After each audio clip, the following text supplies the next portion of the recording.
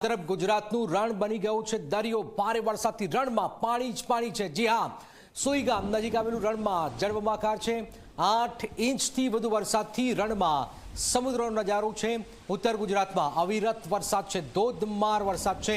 આપ જોઈ રહ્યા છો કે આ રણ છે, પણ જે રીતનો વરસાદ વરસ્યો છે, રણ જાણે કે દરિયો બની ગયો હોય એ પ્રકારના દ્રશ્યો આપ જોઈ રહ્યા છો। ગુજરાતનું રણ બનાસકાંઠા પાણી પાણી થઈ રહ્યું છે, ધોધમાર વરસાદ બનાસકાંઠાની અંદર। અને આપ જોઈ રહ્યા છો, જ્યાં નજર કરશું ત્યાં પાણી જ પાણી છે। આ રણ છે, પણ રણમાં જે રીતનો વરસાદ વરસ્યો છે, સમુદ્રનો નજારો હોય એ પ્રકારના દ્રશ્યો આપ જોઈ રહ્યા છો। બનાસકાંઠાની અંદર લોકોએ પણ મોજ માણી છે, પણ જે રીતનો વરસાદ વરસ્યો છે, પારાવાર મુશ્કેલી લઈને આ વરસાદ આવ્યો છે।